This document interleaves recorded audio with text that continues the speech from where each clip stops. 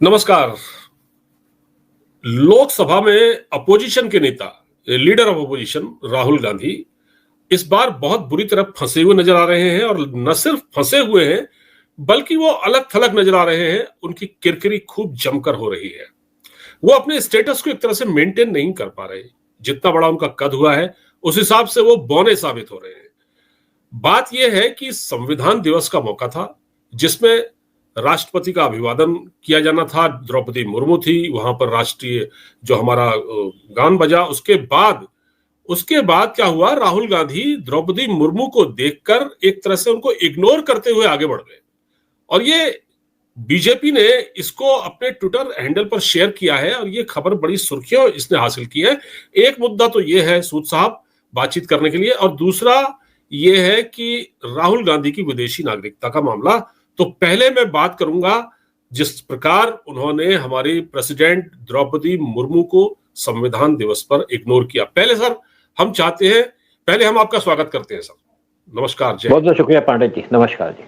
तो पहले सर मैं एक वीडियो चला देता हूं और उसमें हम ये देख लेते हैं कि किस प्रकार जो राहुल गांधी ने किया है वो कितना शर्मनाक है और वाकई राहुल गांधी को इतना घमंड क्यों है, ये लोग पूछ रहे हैं। 1 मिनट में जरा इसको चलाता हूं। ये क्लिप है।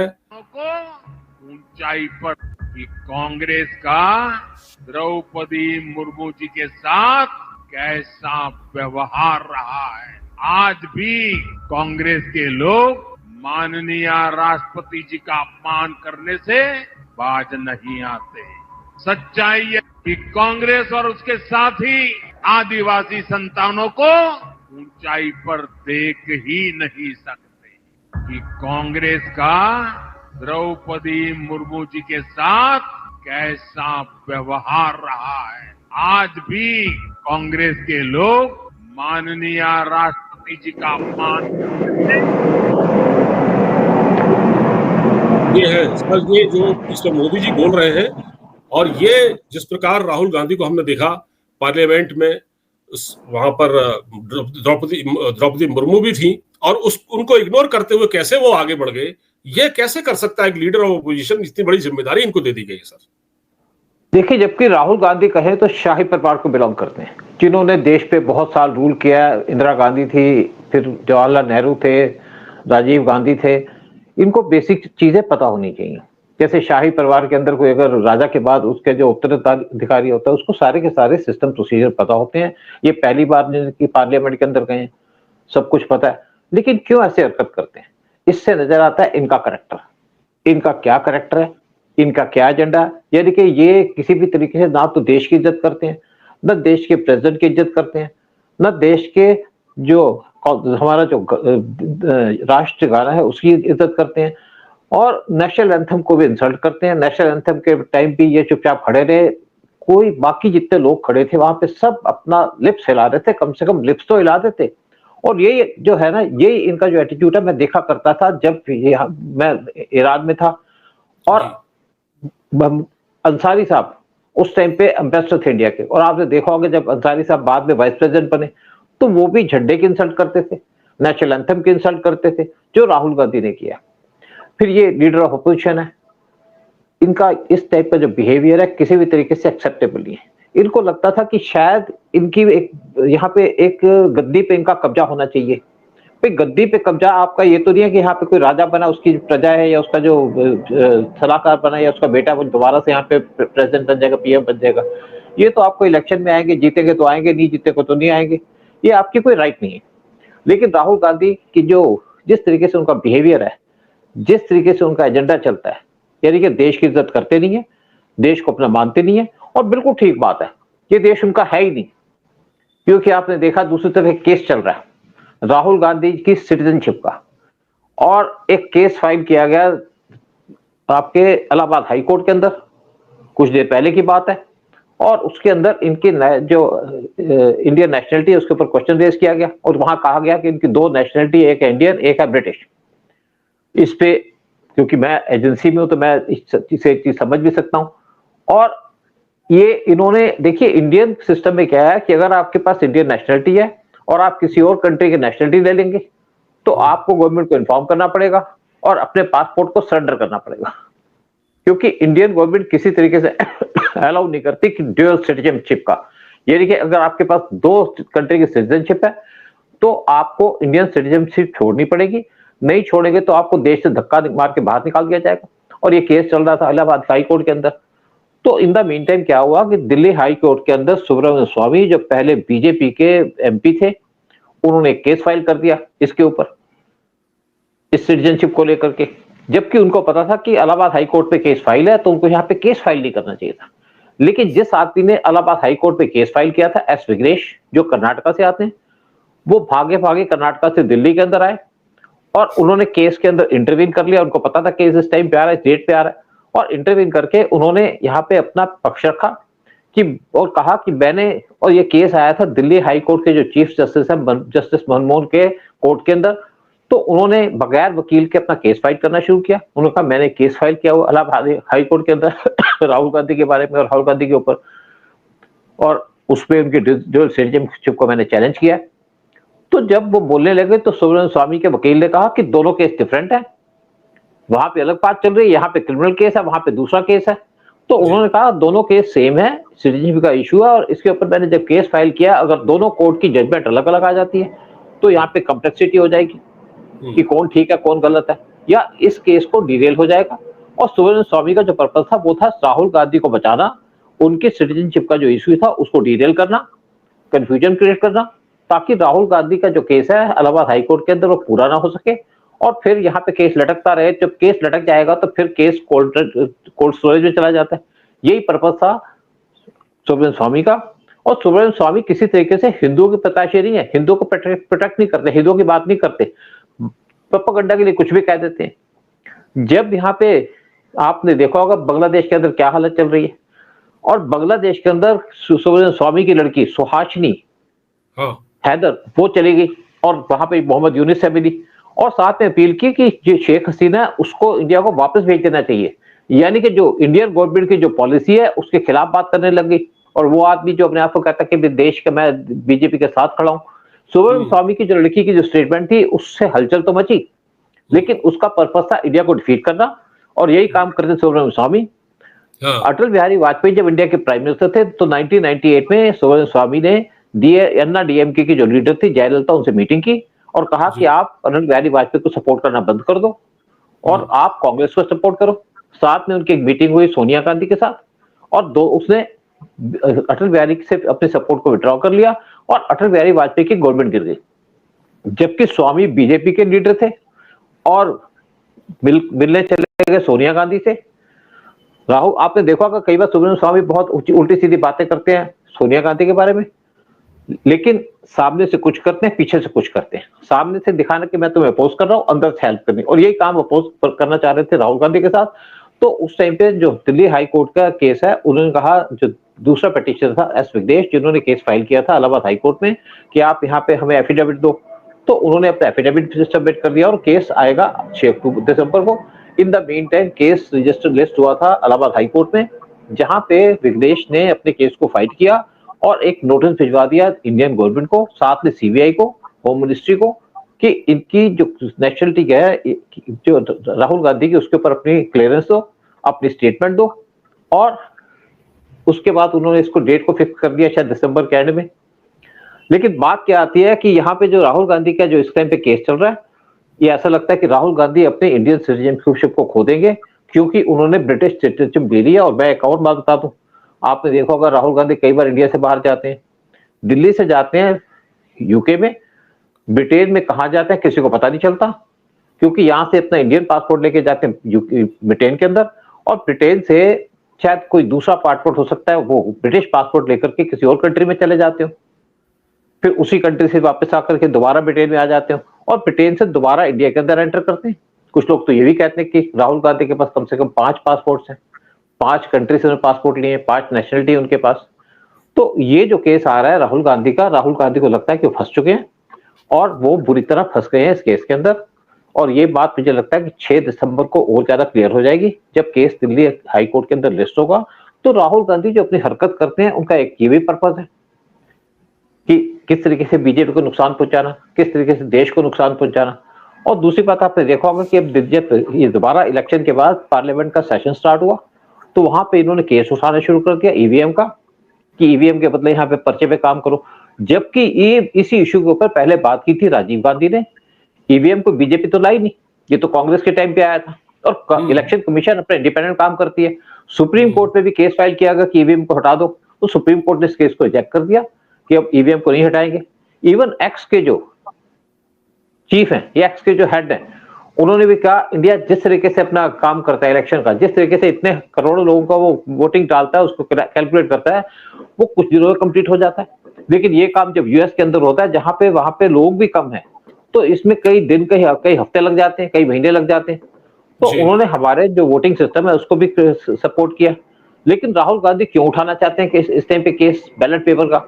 उनको लगा कि यहाँ पे मैं केस उठाऊंगा, बाकी अपोजिशन पार्टी के मुझे लोग सपोर्ट करेंगे और यहाँ पे हलचल बच जाएगी, इंडिया के अंदर डिस्टर्बेंस स्टार्ट हो जाएगी, यहाँ पे लोग रैलीज निकालेंगे, क्वेश्चन करेंगे, और साथ में उनको पूरे इंडिया में सपोर्ट मिल जाएगी और बीजेपी को के खिलाफ कैंपेन चल जाएगा।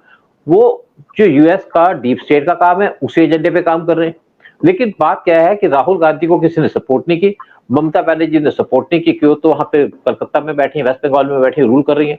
इवन आपका जो झारखंड के जेएमएम पार्टी, उन्होंने भी सपोर्ट नहीं की, अखिलेश यादव तक ने सपोर्ट नहीं की, लालू यादव ने भी सपोर्ट नहीं किया इनको।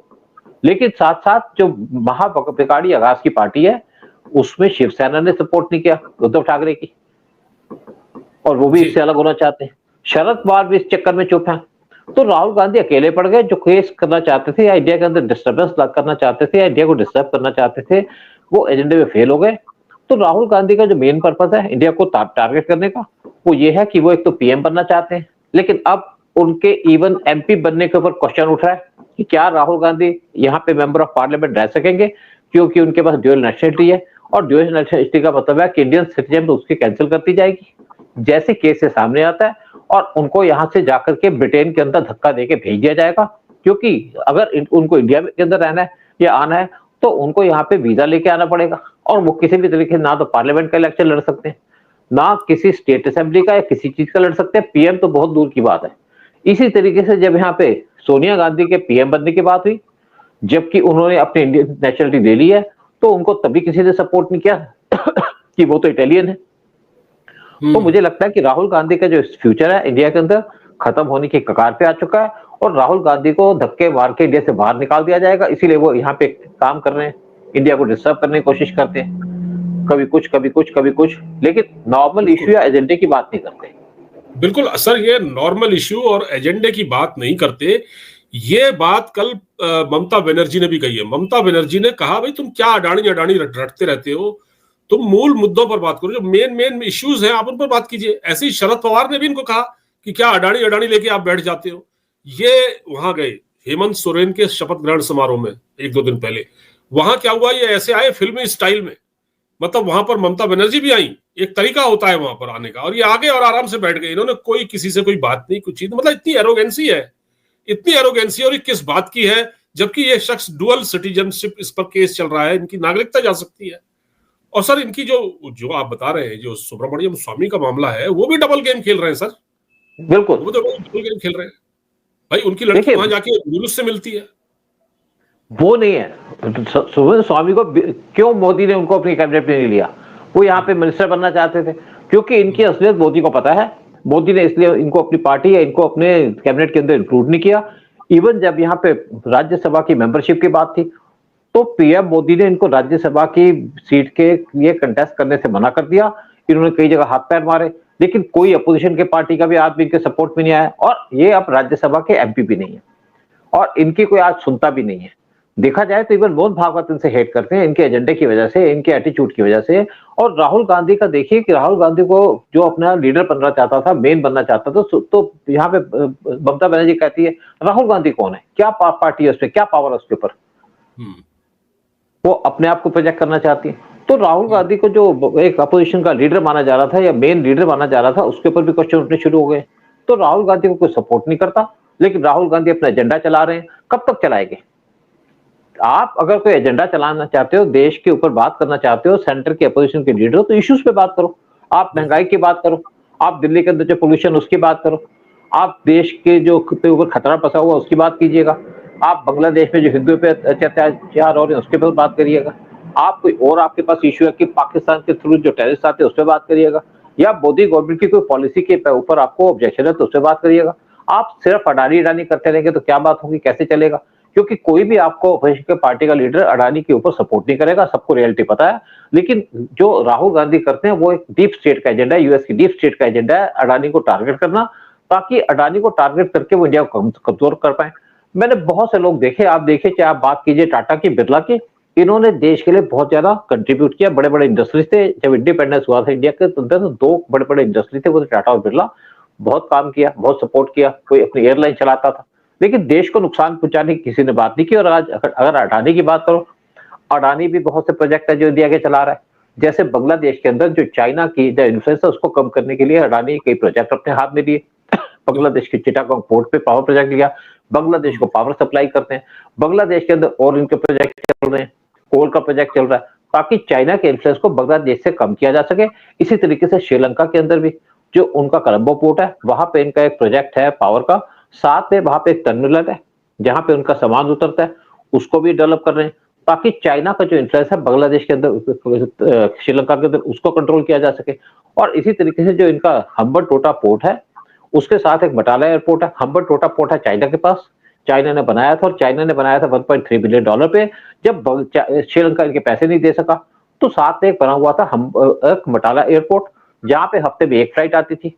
तो बांग्लादेश ने इंडिया से कहा आप इस एयरपोर्ट को चला लो ताकि हमारी इकोनॉमी भी संभल जाए। तो इंडिया और रशिया ने मिलकर के एयरपोर्ट को ले लिया, क्योंकि वो पोर्ट सिर्फ 40 किलोमीटर दूर है हम्बनटोटा पोर्ट से, और इंडिया वहां से वाच कर सकता है चाइनीज सबमरीन जो वहां पे लैंड करती हैं। तो इंडिया ने प्रोजेक्ट ले लिया, अडानी ने पैसे खर्चे, तो इंडिया से पे चाइना के ऊपर वाच रख रहा है बटाला एयरपोर्ट से। और दूसरी बात है कि अफ्रीका के अंदर जो चाइना का इन्फ्लुएंस है उसको कम करने के लिए अडानी ने कई पोर्ट्स पे कंट्रोल किया, कई एयरपोर्ट बना रहा है ताकि चाइना के इन्फ्लुएंस को काउंटर किया जा सके। लेकिन अमेरिकन डीप स्टेट और चाइना के इन्फ्लुएंस से अडानी का जो एक प्रोजेक्ट था केन्या के अंदर एयरपोर्ट का और कुछ और प्रोजेक्ट, उनको बंद कर दिया गया। चाइना तो दुश्मन है, उससे तो एक्सपेक्ट नहीं कर सकते। तो इसी तरीके से अडानी यूएई के अंदर पोर्ट बना रहा है। इंडिया का जो एक रोड का प्रोजेक्ट है, ट्रेड का रूट है, इंडिया टू यूएई, यूएई से सऊदी अरेबिया, सऊदी अरेबिया से इजराइल, इजराइल से ग्रीस, और ग्रीस से यूरोप, क्योंकि वहां पे चाइना को काउंटर कर रहे हैं। और ट्रंप ने भी ये प्रोजेक्ट चलाया था, शुरू किया था। इंडिया यूएई सऊदी का भी एक पोर्ट कंट्रोल कर रहा है अडानी के थ्रू, इसी काम के लिए। फिर जो इजराइल का एक पोर्ट है मेडिटेरेनियन सी के अंदर, वो भी अडानी ले लिया, चाइना से खींच लिया। ग्रीस के 2 पोर्ट ले लिए, ताकि हमारा जो ट्रेड रूट है चाइना को काउंटर करने के लिए वहां से ट्रेड कर सके। तो अडानी इंडिया की मदद कर रहा है। इवन आप देखिए एनडीटीवी जो एंटी इंडिया एजेंडा चलाता था, वो भी अडानी ने डबल पैसे देके ले लिया, ताकि एंटी इंडिया जो कैंपेन है वो हो सके। और इसीलिए राहुल गांधी उनको टारगेट करते हैं बार बार, क्योंकि उनका एजेंडा प्रो इंडिया नहीं है, एंटी इंडिया है। इसीलिए अडानी को टारगेट करते हैं, इसलिए मोदी को टारगेट करते हैं। लेकिन अब मुझे ऐसा लगता है कि को डिस्टर्ब करके रख दिया है सर, और ऐसा लगता है कि ये व्यक्ति जो है, ये नेता तथाकथित जो भी है, ये मतलब देश पे बैठकर पता नहीं किनके इंटरेस्ट को सर्व कर रहा है, विदेशियों के, जो विदेशी ताकतों के इंटरेस्ट को सर्व कर रहा है, और अपने देश के बिजनेसमैन को टारगेट कर रहा है। मतलब ये कितनी मतलब अफसोस की बात है ये अपने आप में।